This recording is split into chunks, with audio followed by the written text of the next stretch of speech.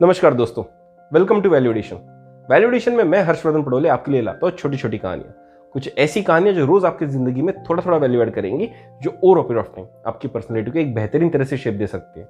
तो चलिए सुनते हैं आज की कहानी। दोस्तों, आज की कहानी छोटी सी है लेकिन बहुत मजेदार है और उसमें से बहुत इंपॉर्टेंट लेसन हमको मिल सकता है। आज की कहानी है एक बस ड्राइवर की और उसमें सफर करने वाले कुछ छात्रों की। एक स्कूल की 5वीं कक्षा की एक पिकनिक जाने वाली थी और उस पिकनिक के लिए स्कूल मैनेजमेंट ने एक बस को हायर किया था। 5वीं कक्षा के सारे बच्चे उस बस में बैठ गए, कुछ टीचर्स भी उस बस में बैठे और सब मिलकर पिकनिक के लिए निकल पड़े। रास्ते में चलते चलते सबको बड़ा मजा आ रहा था और हंसते गाते हुए अंताक्षरी खेलते खेलते सारे लोग पिकनिक के लिए बढ़ चले थे। लेकिन जाते जाते रास्ते में एक ऐसी जगह आई जो पहाड़ी रास्ता था, घाटी से होकर उनको जाना था और जल्दी उनके सामने आ गया एक टनल। उस टनल के सामने एक बोर्ड लगा हुआ था कि टनल की ऊंचाई जो है वो है 5 मीटर और बस का जो ड्राइवर था इस रास्ते से कई बार गुजर चुका था। बस का ड्राइवर बहुत कॉन्फिडेंट था कि मैं कई बार इस रास्ते से जा चुका हूं और मैं बस को बड़ी आराम से इस टनल के अंदर से निकाल लूंगा। लेकिन जैसे ही बस उस टनल के अंदर गई, एंट्रेंस में ही बस फंस गई। जैसे ही बस टनल में फंस गई, बस का ड्राइवर तुरंत नीचे उतरा और बाहर आकर देखता है तो क्या, बस की जो छत है वो टनल की छत के साथ में सट चुकी है। बस के ड्राइवर को अपनी आंखों पर विश्वास ही नहीं हो रहा था, क्योंकि इस टनल से कई बार गुजर चुका था और ये पहली मर्तबा था कि ऐसा एक्सीडेंट उसके हाथ से हुआ था। और जब उसने इस बात की समीक्षा करना शुरू किया कि एक्सीडेंट हुआ क्यों, तो उसको पता चला कि टनल का जो रास्ता है उसके ऊपर एक नई लेयर अभी चढ़ाई गई है और उस लेयर की वजह से रास्ते की हाइट बढ़ गई है और टनल की हाइट कम हो चुकी है। क्योंकि टनल की हाइट कम हो चुकी थी, अब वो 5 मीटर ऊंचा नहीं था और 5 मीटर लंबी बस अब उस टनल में फंस गई। जैसे ही बस का एक्सीडेंट हुआ, बस के अंदर के सारे बच्चे बाहर आ गए, बस के अंदर के शिक्षक भी बाहर आ गए और सब लोग मिलकर इस बात पर समीक्षा करने लगे कि बस को किस तरह से टनल से बाहर निकाला जा सकता। एक टीचर ने सलाह दी कि अगर किसी और गाड़ी से बांधकर बस को बाहर खींचा जाए तो बस जरूर टनल के बाहर आ जाएगी। और जैसी अगली कार वहां पर आई, उस कार की मदद से कोशिश भी की गई कि रस्सी से बस को और कार को बांध दिया जाए और कार जब खींचे तो बस बाहर आ जाए। लेकिन वो प्रयास भी असफल रहा, क्योंकि बस का वजन बहुत ज्यादा था, रस्सी बार बार टूट जा रही थी। जब ये आइडिया फेल रहा तो एक बुजुर्ग व्यक्ति ने आइडिया दिया कि शायद हमको क्रेन सर्विसेज को बुला लेना चाहिए और क्रेन की मदद से ही बस शायद बाहर आ जाएगी। और ये सब जब चल रहा था तब एक 5वीं क्लास का बच्चा उनके पास आया और कुछ बताने की कोशिश करने लगा, लेकिन सारे बुजुर्गों ने उसको झिड़क कर बाजू कर दिया कि जाओ बेटा, तुम खेलो, यहाँ पर बड़े लोग कुछ इंपॉर्टेंट बात कर रहे हैं, एक सोल्यूशन ढूंढने की कोशिश कर रहे हैं, उनको डिस्टर्ब ना करो। बच्चा बुजुर्गों की ये बात सुनकर थोड़ा सा निराश हो गया और अपने ग्रुप के साथ जाकर खेलने लगा। कुछ देर बाद क्रेन सर्विसेज आई। क्रेन ने पूरी कोशिश की बस को खींचने की, लेकिन फिर भी बस उस टनल से बाहर नहीं आ पाई। फिर से एक बार जब बुजुर्ग लोग मिलकर नए नए आइडियाज डिस्कस करने लगे तो वही बच्चा उनके पास आया और फिर से एक बार कुछ कहने की कोशिश करने लगा, लेकिन फिर से बुजुर्गों ने उसको झिड़क दिया कि बेटा तुम जाओ खेलो, हमको डिस्टर्ब मत करो। बच्चा फिर निराश होकर वहां से चला गया और अपने ग्रुप के साथ खेलने लगा। बुजुर्ग लोग फिर से एक बार डिस्कशन में डूब गए और ब्रेनस्टॉर्मिंग करने लगे कि किस तरह से बस को यहां से निकाला जा सके। और किसी एक महाशय ने आइडिया दिया कि हमको लगता है कि टनल को शायद तोड़ना पड़ेगा, वहां पर एक बड़ा सा छेद करना पड़ेगा, तभी शायद ये बस टनल से बाहर आ सकती है। 5वीं कक्षा के उस बच्चे ने जब बुजुर्गों का आइडिया सुना तो तुरंत दौड़कर उनके पास आया और उनको बोलता है कि आपका जो आइडिया बहुत खतरनाक है, लेकिन उससे भी अच्छा आइडिया मेरे पास है। मैं आपको एक आइडिया देता हूं, आप उसको इंप्लीमेंट करने की कोशिश कीजिए, मुझे पूरा भरोसा है कि हमको यहां पर सक्सेस मिलेगी। अब तक बुजुर्ग लोग उस बच्चे से खिंचिया गए थे, बुरी तरह से इरिटेट हो चुके थे, वो उसको डांटने ही वाले थे। तभी बस के ड्राइवर ने कहा कि हाँ, मैंने आप सबके आइडिया सुन लिए, लेकिन मुझे एक बार इस बच्चे की आइडिया भी सुननी है। उसने बच्चे की तरफ देखा और कहा, बेटा बताओ तुम्हारे पास क्या आइडिया है। बच्चे ने उसको कहा कि अगर हम टायर में से थोड़ी थोड़ी हवा निकाल दें तो बस की हाइट थोड़ी सी कम हो जाएगी और शायद तब हम बस को बाहर निकाल पाएंगे। वहां मौजूद सब ने जब बच्चे का आइडिया सुना तो सबकी आंखें चमक गई, सबके कान खड़े हो गए और सबको लगने लगा कि ये आइडिया शायद वर्क कर सकता है। बच्चे की आइडिया को तुरंत ही इंप्लीमेंट किया गया और बस के चक्कों में से थोड़ी थोड़ी हवा निकाल ली गई। जैसे ही हवा निकली, बस की हाइट थोड़ी सी कम हो गई और एक गैप बन गई टनल के सीलिंग के बीच और बस के छत के बीच। ड्राइवर ने गाड़ी शुरू की और बड़े आसानी से रिवर्स गियर लगाकर गाड़ी को पीछे ले आया। उस 5वीं कक्षा के बच्चे के एक छोटे से आइडिया को इंप्लीमेंट करने के बाद जैसे ही बस बाहर आई, सारे बच्चे खुशी खुशी बस में चढ़े और दूसरे रास्ते से अपने पिकनिक की तरफ आगे बढ़ चले। तो दोस्तों, इस कहानी से हमने क्या सीखा?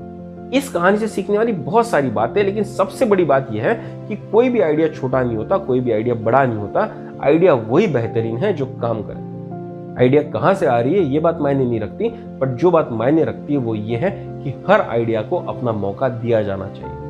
दोस्तों हमारे जिंदगी में ऐसा बहुत बार होता है कि हमारे घर के जो बच्चे हैं उनके आइडियाज को हम छिड़क देते हैं, हमारे घर के जो नौकर हैं उनके आइडियाज को हम इग्नोर कर देते हैं जस्ट बिकॉज वो उम्र में छोटे हैं या उनका ओहदा हमसे कम है। लेकिन दोस्तों याद रखिएगा, जब भी कोई मुसीबत आती है तो हर आइडिया जो किसी भी कॉर्नर से आ रहा हो वो बहुत इंपॉर्टेंट हो जाता है और हर आइडिया को इक्वल वेटेज जरूर दिया जाना चाहिए। दोस्तों मैनेजमेंट की पढ़ाई में प्रॉब्लम सॉल्विंग के लिए एक टेक्निक सिखाई जाती है, उस टेक्निक को कहते हैं ब्रेनस्टॉर्मिंग टेक्निक। ब्रेनस्टॉर्मिंग टेक्निक का सबसे पहला उसूल यही है कि प्रॉब्लम सॉल्व करने के लिए जो भी टीम बनाई गई है वो टीम मेंबर्स जब साथ में बैठेंगे तो सारों के आइडियाज कितने भी स्टूपिड क्यों ना हो, कितने भी निरर्थक क्यों ना हो, कितने भी इम्प्रैक्टिकल आपको क्यों ना लग रहे हो, कितने भी जीनियस क्यों ना हो, सारों के आइडियाज को सुना जरूर जाएगा, रिकॉर्ड जरूर किया जाएगा। सारे आइडियाज को सुन लेने के बाद में टीम जरूर ये डिसाइड कर सकती है कि कौन सा आइडिया स्टूपिड है, कौन सा आइडिया इम्प्रैक्टिकल है, कौन सा आइडिया अनइकोनॉमिकल है या कौन सा आइडिया जीनियस है जो हमको इंप्लीमेंट करने की जरूरत है। लेकिन सबसे पहला स्टेप यही होगा कि आपको सारे आइडियाज सुनने पड़ेंगे। तो दोस्तों इसके बाद जिंदगी में जब भी आपको कोई प्रॉब्लम आए और आप किसी के साथ कंसल्ट कर रहे हो या आपके आजू बाजू वाले कोई अगर आपको एडवाइस देने की कोशिश कर रहे हैं तो एक बार उनकी बात को सुन जरूर लीजिए। हो सकता है कि उसमें से एक ऐसा आइडिया निकल कर आ जाए जो सबसे आसान हो और बहुत बढ़िया तरह से इंप्लीमेंट भी हो सके। इस कहानी से दूसरी सीखने वाली बात यह है कि जब भी जिंदगी हमारे सामने कुछ बड़ा या कॉम्प्लेक्स प्रॉब्लम लाकर रखती है तो हमको जनरली लगता है कि उसका सॉल्यूशन भी उतना ही कॉम्प्लेक्स होगा, उतना ही बड़ा होगा। पर ऐसा जरूरी नहीं है दोस्तों, कुछ कुछ बड़े आसान से तरीके, आसान से आइडियाज उस प्रॉब्लम को सॉल्व कर सकते हैं, बस हमको हमारी सोच को खुला रखने की जरूरत है। इस कहानी में प्रॉब्लम बहुत बड़ा था क्योंकि बस टनल में फंस चुकी थी, लेकिन उसका सॉल्यूशन इतना आसान था कि आपको बस टायर में से हवा निकालनी थी।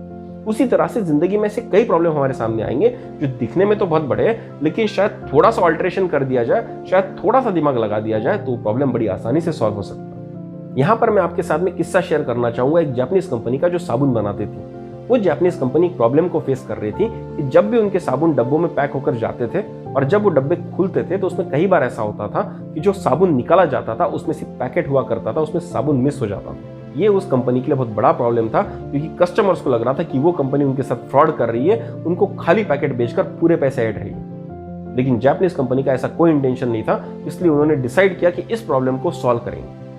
उन्होंने दुनिया के बेहतरीन इंजीनियर्स को बुलाया, बेहतरीन कंसल्टेंट्स को बुलाया ताकि उनकी टिकिया का पैकेट खाली ना जाए। कंसल्टेंट्स आए, उन्होंने बड़े बड़े सॉल्यूशंस बताए, प्रोडक्शन लाइन में चेंजेस करने के लिए बताया, असेंबली लाइन में चेंजेस करने के लिए बताया, कुछ ऐसे ऐसे रोबोट्स लगाने के लिए बताया जो इंश्योर करेंगे कि पैकेट भरा हुआ हो, पैकेट खाली ना जाए। बहुत सारे पैसे खर्च किए गए, लेकिन फिर भी ये प्रॉब्लम सॉल्व नहीं हो रहा था। कहीं ना कहीं कोई ना कोई पैकेट खाली जरूर जा रहा था। और जब ये सारी जद्दोजहद चल रही थी, उस कंपनी के कुछ वर्कर्स मैनेजमेंट को कुछ एडवाइस देना चाहते थे, कुछ सजेस्ट करना चाहते थे, लेकिन कंपनी मैनेजमेंट उनकी बात बिल्कुल भी नहीं सुन रहा था। मैनेजमेंट को यह लग रहा था कि बड़े बड़े कंसल्टेंट जब ये प्रॉब्लम सॉल्व नहीं कर पा रहे तो ये वर्कर कैसे सॉल्व कर लेंगे। जब पूरी कोशिश करने के बाद भी ये प्रॉब्लम सॉल्व नहीं हो रहा था तो कंपनी ने एक नया जनरल मैनेजर अपॉइंट किया और उस जनरल मैनेजर ने आने के बाद सबसे पहले मीटिंग रखी वर्कर्स के साथ। जब वर्कर से उनकी राय पूछी गई तो उन्होंने मैनेजमेंट को कहा, साहब आप लोगों ने इतना पैसा खर्च कर दिया, लेकिन इस चीज का सोल्यूशन बहुत आसान सा हो सकता था। तो जनरल मैनेजर ने पूछा कि बताओ क्या सोल्यूशन हो सकता था। वर्कर्स ने जनरल मैनेजर को कहा, साहब आप चलिए हमारे साथ, हम आपको शॉप फ्लोर पर ही बताएंगे। और वो सारे मिलकर शॉप फ्लोर पर पहुंचे जहां पर साबुनों का पैकिंग होता था। कुछ वर्कर्स ने आकर एक बड़ा सा पंखा उस असेंबली लाइन के बाजू में रखा जहां पर साबुनों का पैकिंग होता था और पंखे को फुल स्पीड पर ऑन कर दिया। जैसे ही पंखे को फुल स्पीड पर ऑन कर दिया, जो जो पैकेट खाली जा रहे थे वो हवा से उड़कर बाहर उड़ जा रहे थे और जिन पैकेट के अंदर साबुन की टिकिया थी वही असेंबली लाइन के ऊपर सामने बढ़कर चली जा रही थी। जैसे ही जनरल मैनेजर ने ये देखा, उसके ज्ञान चक्षु खुल गए। उसको समझ में आया कि जिस प्रॉब्लम के ऊपर कंपनी ने लाखों करोड़ों रुपए खर्च कर दिया, उसका आसान था एक छोटा सा पंखा लगाना। तो दोस्तों ये मजेदार किस्सा भी हमको यही सिखाता है कि हमको हमारे कान खुले रखने की जरूरत है, हमको हर एक को मौका देने की जरूरत है कि उसकी बात भी सुनी जा सके। तो दोस्तों उम्मीद करते ये कहानी आपको मदद करेगी इस बात को समझने के लिए कि बड़े बड़े प्रॉब्लम्स के सॉल्यूशन भी बड़े आसान हो सकते हैं। हर कॉम्प्लेक्स प्रॉब्लम का सॉल्यूशन कॉम्प्लेक्स नहीं होता।